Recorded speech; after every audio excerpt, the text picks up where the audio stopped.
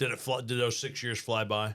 Yeah, I think that's life, right? When you're in the moment, sometimes it feels like it's dragging on, and when you look back, it's like, wow, that went by really, really quickly. To think that it was 6 years.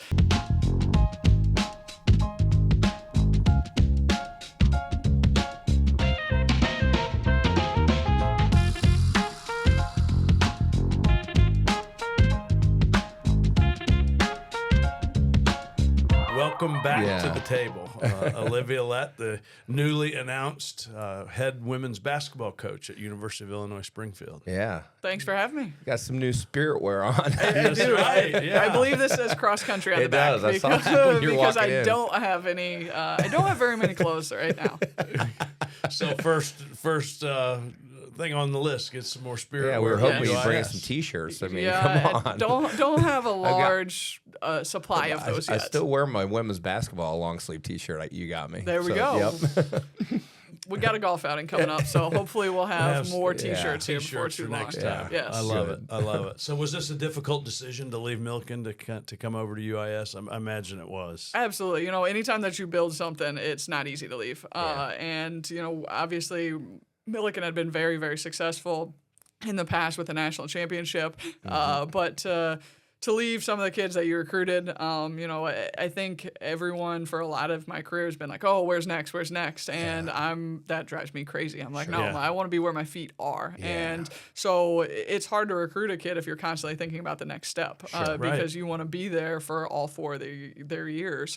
So it wasn't an easy decision. I think that there's times where it's a little bit easier to stomach, I guess. And, obviously Elise's class was a big class for me. The class before that was a big class for me. My first recruiting class was Bailey Kaufman and Miranda Fox, Abby Ratch, Sarah Ness that graduated not this season, but the year before. So Elise's class was my second full class. And I think they had done so much for the program that those two classes were our top 9 for like 3 years. And so they had all kind of left, but it's never easy to leave some of those other kids that, you had talked about championships and continuing to build a culture and just the support. The Decatur community was unbelievable. Our golf outing was full for 4 years over there and pretty much right out of the gate. And the gym was full almost every time that we walked into it. That's and awesome. so that's something that, you're giving up that chance to win a championship right away, to play in front of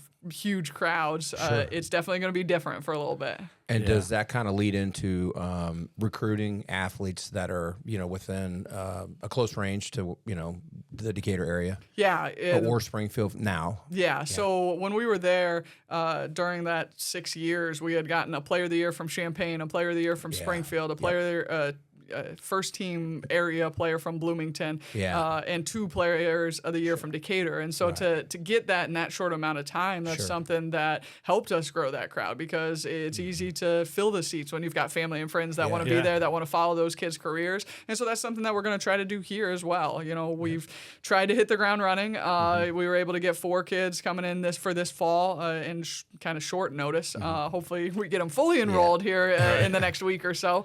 But of those 4 kids, 3 of them are within 90 minutes of Springfield. We've got 1 commit for the 2025 class, and she's within 90 minutes of Springfield. So to have, of our first 5, 4 of them be in that area that we're trying to control is exciting, and hopefully will help us fill those stands pretty quick. Yeah, that's cool. And families got to love it when their kids are close enough where they can go see them on a regular basis. So at the D3 level, will most of those girls stay and not transfer? Yeah, correct. So you left a really good foundation for the next coach that comes in. Yeah, absolutely. I think that they are still posed to, be able to compete for a conference title. There's some talent there, that was either getting minutes for us or was right on the verge of getting minutes. Emily White has played in a Sweet 16 game. She's one of the only kids on that roster that has played in a Sweet 16 game. That's an experience that is invaluable, especially when you're going in some of those big conference title type games. Kylie Block, Matea Tellis, Emily Brenneisen, and Christina Rice were all in the rotation for us this year and all played in NCAA games. That's nerve-wracking when you haven't done it before, which none of them had done it prior to this season, but to have that experience going into next year is going to help them out a ton. And I know that they were able to finish off a few recruits, so I think that they're in a good place. They had a good hire. Kirsten Hammer she was the assistant coach at Whitewater, who actually ended our season last year. Is that right? Yeah, so she's their new head coach, and I know that they've got a good support system over there, so I'm sure that they'll be rolling in no time. Yeah, well, it sounds like you certainly left the program in a much better position than where it was when you got there. What, 6 years? 6 prior? years. It's been 6 years. Yeah. Did those 6 years fly by? Yeah, I think that's life, right? When you're in the moment, sometimes it feels like it's dragging on, and when you look back, it's like, wow, that went by really, really quickly. To think that it was 6 years. COVID obviously threw a whole wrinkle in it. Just that season was really long and really fast all at the same time. I think everyone experienced that with just life. You were fighting just to be able to play a game here and there. So to get a full season in there, I'm glad that those kids got that year back as well. Yeah, that's awesome. So coming in late for the recruiting purposes at UIS. So what's it look like in the next 2 years? Like, how long does it take to kind of get traction and get the athletes that you want in there? I think that, being able to get some kids in for this fall was huge. My first year at Millikin, we were able to get 2 kids going into that next season. Aubrey Magro, who's actually from Rochester, so area kid. Magro's Meats. Is that the Magro's Meats? And then Aubrey Staten. Those were 2 kids that we're able to bring in before we actually got started there. But to bring in 4, you double that number. That first year is a lot of ups and downs. There's difficulties with getting everybody on the bus, moving the right direction, and just kind of teaching people, this is what a championship program looks like. This is what a championship program does on a day-to-day basis, how you walk into practice, how you walk into games, how you take care of the academic side of stuff. So there's going to be ups and downs, but I feel good about the fact that we've at least got 4 kids that knew the vision when they came in. It doesn't mean that other people aren't going to get on board, but they bought into that vision coming in. And I think that carries a lot of weight as opposed to having to kind of change what you came here for. So to get 1 commit then for the 2025 class already, kid that we feel like is really going to help us move in the right direction, both skill-wise and just who she is as a person. And then again, control the area is big for us. So we're a little bit behind in the 2025 class just with getting offers out. But to have 1 commit, we're ahead of where some Division II schools are right now. So it's figuring out what do we need, which is tough when I haven't necessarily seen our team play live, and what pieces are going to move forward for the next couple of years, or where do we need to get better. You're kind of going off stats, you're going off film, and trying to find pieces to a puzzle where you don't necessarily know what pieces you already have. So do you talk about wins and losses, or do you assess everything and then talk about getting better skill-wise? A little of both. Probably a little bit of both. I think it is changing mentalities. Obviously, no one wants to talk about wins and losses, right? Like that's the coach speak right there. Like, oh yeah, we're not going to talk about winning championships. We're not going to talk about wins and losses. We're going to take care of the day-to-day stuff. That's real. Yeah, like in the locker nobody. Because I'm not right. I mean, nobody wants to lose, so it's hard to say that it's completely real because when you lose, there's definitely more conversations that are happening. And when you're winning, I think certain things get looked over. Whether people are trying to focus on those or not, you still brush some of those things under the rug because things are going well. And, looking at the 6 years that I had at Millikin, there's definitely some things, especially in years 4 and 5, once we do get things rolling, that I've learned now having been through that experience once. But I'm excited to kind of hopefully replicate some of the stuff that we did in the first couple of years. So establishing some of that culture, really trying to give kids ownership of what that looks like, trying to get them to define what does a championship locker room look like, what does a championship program look like, because that was something that we did in our first few years over there. Our slogan's greater than 95. We didn't even have that for the first 3 years. Or sorry, 94. I said the wrong number. Greater than 94. We didn't have that for the first couple of years. And so we didn't have like, these are our pillars. We truly went through the process of establishing those together.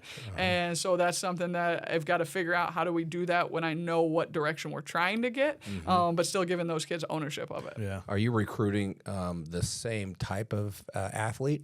Yeah, I think the that D2 level that you would Pretty similar, at least. Yeah. You know, I look at some of the kids that were on our roster, and I think that they could have been very effective at the D2 level. Gotcha. You know, Bailey Kaufman was multiple all conference. Abby Ratch was 6'1" out of the Springfield area. You know, Chelsea McCollum was an all-conference kid. Sophie Darden, obviously Elise was multi-time All-American. Right. And so it's finding those kids that fall through the cracks that maybe everybody else isn't recruiting. You know, I do think that we lost some kids to some of the D2 schools that came in and offered late. And had we had scholarships, I think we could have secured some of those kids because I think they really fit our style. And I think if we're losing, most of the kids that we lost were to either D1s or D2s. That means we're recruiting the right type of kid to still be effective here, right? Now our goal is to lose most of those kids to Division I schools, not to other Division II schools. But that's about figuring out who really fits our style and what we do. You know, you see people do the media day with the jerseys and things like that, right? We don't do that, which is very, very different. But what I do think it allows us to do, it allows us to get kids that are there for the right reasons and that truly believe in our style. We're pretty blue-collar basketball. You know, we're going to go out, we're going to defend hard, we're going to get after loose balls, we're going to try to take charges, and you should take pride in the jersey you get to put on. And so I don't want every recruit to get a chance to put on our jersey. Gotcha. So that's kind of our spiel when recruits come to campus. I like it. Me too. It's old school. Old school. That's good. But it allows us to get the kids that fit us, right? And that's not for everybody. Some kids want that part of it. They want to be able to post about the different things, and we're going to give you all that excitement once you decide to be a part of it, but not until you decide to be a part of it. I like it. Yeah. I like That's cool. How many players will you have on the roster? Is it different than Division III, numbers wise, or? Yeah, so we have 7.8 scholarships. 10 is fully funded. We can stretch that as far as we want. So we can go partial scholarships. We have great academic scholarships at UIS, and so we can stack those. We can stack those with MAP grant, Pell grant, anything like that. And then UIS has some other scholarships that can be stacked there as well. I would say our goal is to be around 15. Okay. This year we'll have 13. We'll never, you know, this year at Millikin we had 24 on roster. We had that right? That's incredible. Yes, yeah. That's awesome. We had a lot of kids that were injured, and so they weren't necessarily playing this season. They were full season injuries. But 24 is a lot, and it's really hard to get everybody to feel part of the program and still make sure that you're getting the kids ready that need to go out there and compete on a regular basis, but that you're readying your program for the future. You know, at the Division III level, I like to be at 17 or 18 because we could play some JV games against junior colleges. This level, that won't be something that we necessarily do. We'll be at about anywhere from 13 to 15, I'm going to guess, which will just give us a chance to compete, hopefully more in practice, and hopefully make people feel like they're right on that cusp of playing. We'll see how it goes. I don't know. It'll be my first time managing a little smaller roster. Yeah. When do you start? When will your practices and season kick off? So our kids move in August 20th and 21st. They start classes on the 23rd. We have to, my understanding is that we have to give them 4 days of classes before we can start any workouts. So this will be the adjustment for me because we never got on court workouts at Millikin prior to October 15th. Oh, okay. We could do strength and conditioning at any point in time, but you got to be certified in order to do it. But here, you can't even start strength and conditioning until 4 days after. So we'll probably start after Labor Day, the beginning of September, just because it's awkward to start one day and then go have Labor Day weekend. So we'll start after that point, and we get 4 hours on the court, 4 hours strength and conditioning every week. Oh, nice. So you can split that up kind of however you want. You know, one of the things that I've talked about quite a bit recently is that when you go from being an assistant coach to a head coach, you think about all the things that you would change, right? And so, I would do this different from what my head coach does. I would do this different. But your first day as a head coach, you're the only person in the gym that knows everything. You're the only person that knows, like, you can't just call out a drill title and people go there. You have to explain, hey, this is where you're going. This is how you're passing the basketball. This is how you stand in line. This is how you count. All of those little things. This is how you talk. And so going from one head coach position to another head coach position is very similar there, right? The first day of practice, no one's going to know what a drill is called. No one's going to know how to do it. And so we're going to really try to use those early practices to try to break down some of our drills and make sure that we're doing them at a championship level. Try to teach them how to do an individual workout when they come in by themselves without a coach, because that's another big adjustment that kids don't realize going from high school to college is they're always used to having a trainer around. Sure. And every time they walk into a gym, someone tells them exactly what to do. Yep. So we want to teach them what to do when they go in a gym by themselves. So those first few practices will really be focused on drill breakdown and then teaching them how to develop individually. So like as a freshman, would Elise have been one of those athletes that was in the gym on her own, shooting a lot? Oh, yeah. She definitely had to learn what to do, but she was somebody that was constantly in the gym to the point that I think other freshmen were like, oh, this is annoying, right? Yeah, sure. And she was constantly getting up extra shots, wanting new drills. She's also the type of person that, and this is something that baffles me that more people don't do it with the access to TikTok and YouTube and all those things, but she would send me drills or I would send her drills. Right? Yeah, Okay, cool. and that was something that I think made our relationship special too was, oh, wow, this drill's cool, and I would just send it to her, and then I'd see her doing it in the gym 2 days later. That's cool. And I think that's something that I just can't believe more kids don't use it as a tool because there's so much out there on TikTok, YouTube, any type of video stuff. Yeah. Yeah, that's pretty neat. She's a true definition of a gym rat, right? Oh, yeah, If you absolutely. look that up, you see her picture Yeah, there. right. Yeah. So having been a part of a nationally championship level program at Wesleyan, Millikin building a nationally recognized brand as well, how long does it take to get that culture into a new program like UIS? I think it all depends on what type of kids you get, right? It's about who you're surrounding yourself with, and also your coaching staff. You know, how bought in is everybody to that culture? Because a lot of times your assistant coaches are going to hear more than what the head coach hears, right? Sure. The grumblings are the things that aren't right, and so it's important to have a coaching staff that those are getting back to you. Not that you're going to go attack them right away, but you got to know what problems are going on to have any type of chance to fix them. If people are upset but you don't know about it, you can't fix those problems, right? And so it's about getting the right coaching staff in place. It's also about recruiting the right type of kids that fit your system or fit your style. You know, we do recruit a lot of high academic kids.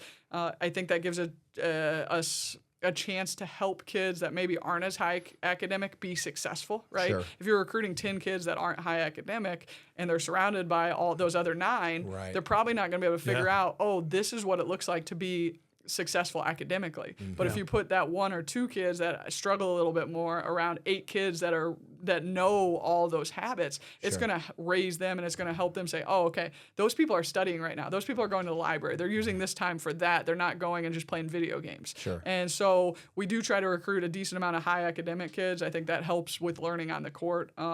It helps them learn at a faster speed as well. And then I think it's just, getting families, getting people that are supportive around, you hear people on Twitter, you see people talk about the fact that people will turn away from recruits because their parents, so whether they act crazy at AAU stuff, because it's hard. It's hard to change. Right? Yeah, it's hard to change a program, and so you need a supportive system around each student athlete too, to make sure that they're not going home and hearing about how great they are and how stupid the coach is. Right. Because it does take some time. Sure. Makes sense. Yeah, for sure. I didn't ask you when we talked to you when you were with Millikin, what typically is a relationship like between men's and women's basketball? Is it usually really pretty good or? Yeah, I mean, I think it just depends on situational stuff.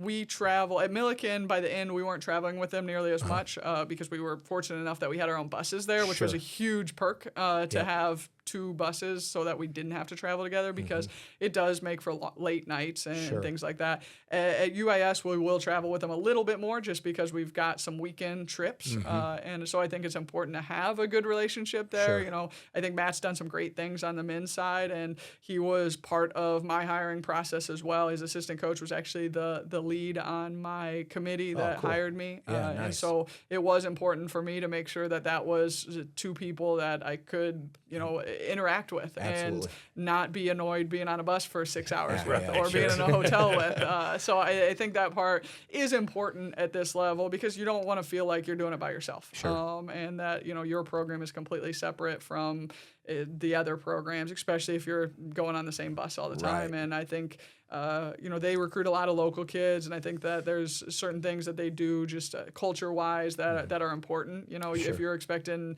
your players to act like a championship program, but they're getting on a bus with somebody that's not acting like that, then it's going to be tough to make sure that those things are consistent. Yep, makes sense. Yeah. What do you foresee as being the biggest challenges in front of you? The paperwork right now. There's a lot more paperwork at Division II. Is that with the athletes? So just when you bring in a recruit on campus, there's more paperwork beforehand and afterwards. So at Division III, you just kind of bring them on campus, and it's, unless it's an official visit where you're spending money, there's not a ton of paperwork on that side of it. There's, just being a state school, there's a little bit more paperwork there and hoops to jump through. So just getting used to that side of it. We had pretty good fundraising and things like that at Millikin, so we never really worried about some of that stuff because we knew that the fundraising part of it was coming in. The nice thing at UIS is that I do feel like our budget is very comfortable, and so now it's trying to get the fundraising side of it moving so that we can do some of those things to make us special, to give the kids some of those experiences that we had at Millikin. So how do we figure that out? At Millikin we had jerseys with our names on the back. I think that was cool because it made us different. We're the only Division III school with that. Is that right? Yeah. That's cool. Yeah. And so that was something that I thought as a recruiting thing, again, it goes back to the idea of you're not putting the jersey on until you get here, right? And so you have to earn that right to have your name on the back. And, I get that people say, oh, play for the name on the front, but there's a lot of people, especially in this day and age, that have put into a kid's success, right? Yeah. And your family is a big part of it. And so it's the idea of wearing your family's name, not necessarily your name. Yeah. And I do think that you should take some pride in that. I like that. So I'd like to get to that point. We would like to, redo our locker rooms at some point. And then we took an international trip at Millikin. Yeah. And so I'd like to get... Is that normal at the D3 level? I would say 50-50. Okay. I would say most of the top programs, they do that every 3 or 4 years. And I think that's something that I'd love to get back to the point of being able to do here as well, because it does give you a different experience. It's a bonding thing, but also I think everyone should experience a language barrier at some point in time in their life. Sure. So to be able to do that and go over there and experience that together, I think it gave them an appreciation just for American culture, but also an understanding of maybe people that don't speak English in the United States and have that compassion there as well. So those are 3 things that would definitely like to get to the point of. So it's figuring out how to get connected in the Springfield area and get people excited about UIS and get our program at the level that it is something to be excited about. And that we're giving back to the community in ways that they want to also give back to us. Yeah, I should probably know the answer to this, but I don't. How long has the women's basketball program existed at UIS? I know that we've only been Division II for a smaller amount of time as well, because it was NAIA when I was playing, and I think through at least my college years. So we have not been Division II very long. So there has not been an NCAA appearance yet. There's not been a conference title yet, and so those are things that it's really exciting to potentially do. To potentially be the first ones. Like that's got to be one of the things that's our goals. Not that we're talking about it on a regular basis, but I think it's a pretty big sell to recruits to be able to say you can be the first one to do those. Yeah, what a great vision casting tool. Yes. And how do you build the relationships with do you just go out and visit the high school basketball coaches around the 60-mile radius? Or do you already know them? Well? So I have that advantage of being from the area, right? And so that's something that has helped quite a bit. We've recruited the area pretty hard, so I would say I have pretty good connections with a lot of the top programs. It's trying to get them in for our shootouts during the summer. At Millikin, we didn't have air conditioning in the gym, so we did do a team shootout, but it had to be pretty small. So we only ever had 18 teams there. We'll try to blow it up next summer and do a team shootout on campus, which will give us a chance to make some more relationships there and contacts and be able to see some of those kids a little bit more. That's something that we were just a little bit too late to try to get that off the ground this year. But I think that helps quite a bit. I think just using there's a lot of people that are still coaches from when I was playing, which is kind of shocking, or people that I played against that are high school coaches now. And I think that will continue to help us just grow those things. And we do like to recruit high school games quite a bit, which I think makes us a little bit different. I think most people, once it gets into season, they slow down a little bit. We actually kind of crank it up a little bit. Is that right? Yeah, and it'll be interesting to see how that works for us at this level, because that has been something that's been our cup of tea. That and handwritten notes is the other thing that has kind of been a little bit different for us that people really appreciate. Oh, I bet. And not a lot of people do that. No, it's a secret weapon. Yeah, it is That's a secret his weapon. He does it all the time. Handwritten notes a secret weapon. It is. We just gave away our secret. Well, a lot of people aren't disciplined. People still aren't going to do it. Right? Yeah, they're not disciplined enough. That's right. It takes effort. That's cool. Yeah. That's awesome. So you mentioned paperwork. Are the rules for recruiting significantly different at the Division II level versus D3? Like how often you can call a prospective athlete? Of course, the days when we were getting recruiting, we didn't have texts and cell phones. Right. How often can you text but not call? Are those kinds of things in play? So there's definitely things that are different. Some of it is just the calendar even. So when I first got the job, June 13th was like the first time that you could go out, but there was a waiver for that weekend. So initially the calendar I got said that we couldn't go out that weekend. And then they had put in a waiver that said that we could go out that weekend. And there was a big tournament up in the Chicagoland area that we went to. But that's an AAU. That was actually a high school one okay. in June. Okay. Most of July is AAU. So most of June is high school. Most of July is AAU for the girls basketball side of stuff. So just understanding what that calendar looks like, because I think there are shutdown times where we didn't have that at Division III. Everything, it was the Wild West. You could pretty much do whatever you wanted whenever you wanted. Social media throws a whole nother wrinkle into it. So things that you can, you're not going to see us tweeting about players. We can't do that. We couldn't do that at Division III level either, but there's certain time frames when you can start to do that, like once a kid's committed, or certain time frames in their process. So the beginning, June 1, I think, going into their junior year is a time frame where we can start contacting them.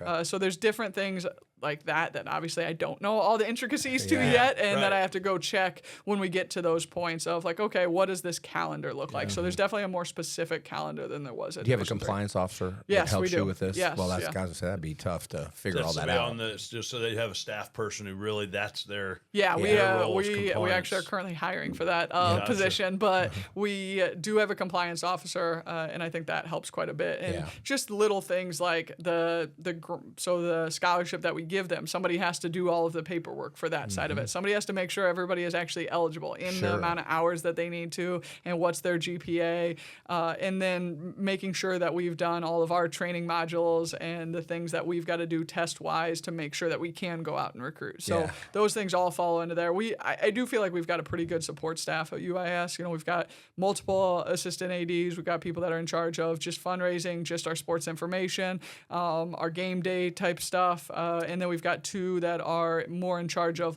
academic success for athletics, which I think is a huge resource to have, especially when you're traveling as much as you do at Division II. Very good. Yeah, do you travel when you travel during the week at all, or pretty much all on weekends? So our road trips are typically Thursday, Saturday for in-conference. So we leave on Thursday morning, hopefully. Most of the time you don't have to leave on Wednesday night and then get back Saturday night. So obviously, there's more travel than Division III then, because most of the time Division III we're driving up and driving back in the same day. Right. So that part I'm not ecstatic about yet. But the thing that I am excited about is that on those weeks where we're not traveling, we're home the whole week, which did not happen very much at Division III, right? Okay, so nice, we would typically travel either Wednesday or Saturday. Now, if we're at home on Thursday, well, that means we're at home on Saturday that's too. nice. So that means That that is for nice. 10 days, basically, you don't have to get on a bus, which is that part of it is exciting. What's your longest trip that you have to take?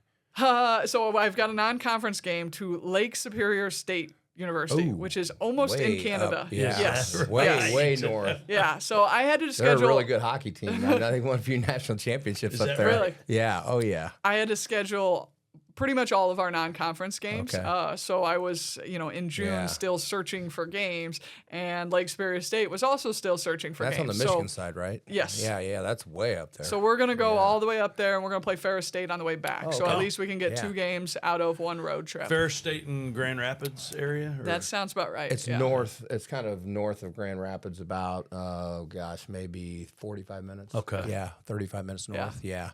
So we're gonna experience Michigan. Yeah. How?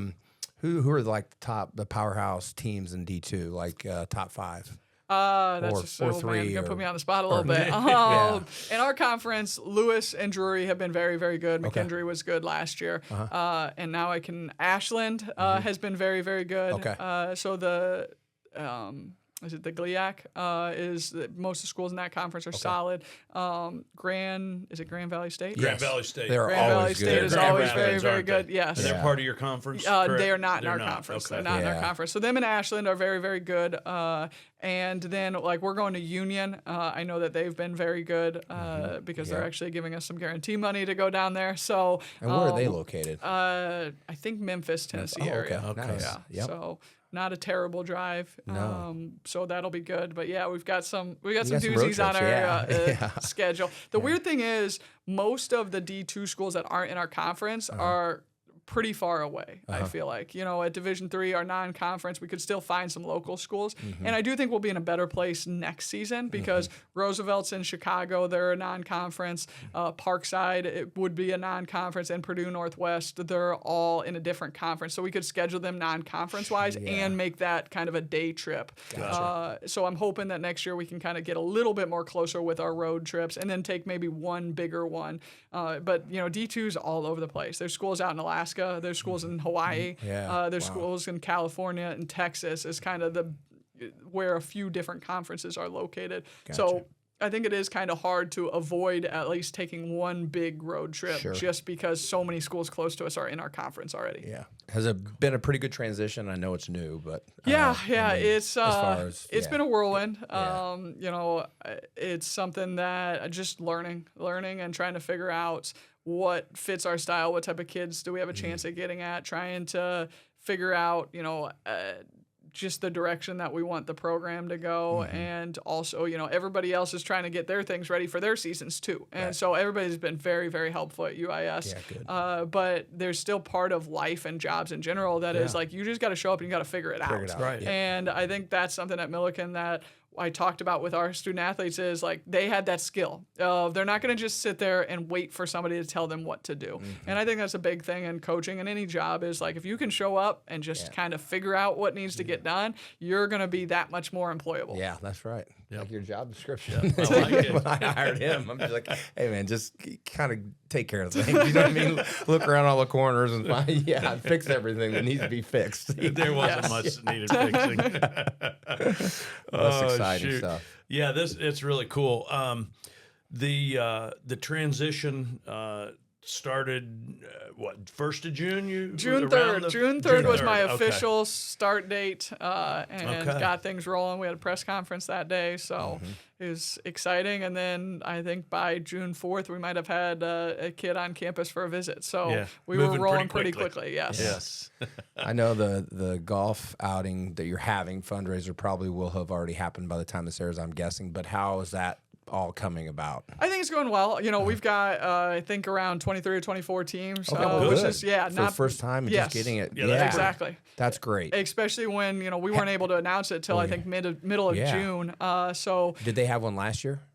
Or they is it did the not. first This is the time? first time ever. Wow, that's So, outstanding for the first year with short notice. Yes. So we were able, a lot of the support is people that supported me at Millikin as well. And so we were able to bring a lot of those teams over, just whether it's some of my dad's connections, my siblings' connections, my connections. We were able to get to that 23, 24, and I think people have been open to it. I think it's late in the summer to be able to get even sponsors. People have a lot that they've already, at this point in time of the year, they kind of know where their money's going. Right. And so I think to even get it off the ground, I think was important to just kind of have that, like, this is what we're going to do. Even if it's smaller this year, like, I'm okay with it. Start to set the standard. Yes, right? exactly. And so I think it gives us some excitement. We're going to have 4 of our student athletes there, which is good. They didn't have it on their calendar to begin with, so I didn't require it this year. Right. That'll be something in the future that they'll be a part of, and I know that they in the past they've always enjoyed it because they get a chance to interact with some of the donors and people that make their experience special. But this year we'll have 4 there, which I think is good to be able to have people even meet part of the team, and then I think both assistant coaches will be there as well, and it'll be a family event for me too, where my whole family gets Yeah, involved. because and being from this area, Yes. yeah, that's great. That's exciting. cool. yeah, Yep. so my mom will be in charge of T-shirts. My sister will be selling 50-50 tickets. Like we'll have the whole awesome. family I working. love it. That's Yes. awesome. Very cool. Well, Very good. congratulations, man. This is really exciting stuff. And Yeah. And thanks for jumping on here on short notice Yes. with us. We appreciate it. So I'm going to ask a different version of the question that we ask at the end all the time. Yeah. So what are a couple of things that you learned in building the program at Millikin that you absolutely know you have to do in building the program here? You know, I think you guys know this in your job as well, is it's surrounding yourself with the right people, right? And so that we've already talked about that pretty much extensively, right? Is number one is surrounding yourself with the right people, and that's coaching staff, and that's kids that you're recruiting, and that's even companies that you're kind of aligning yourself with, right? Like people that can support you and help your program get off the ground. And so that's definitely number one most important thing.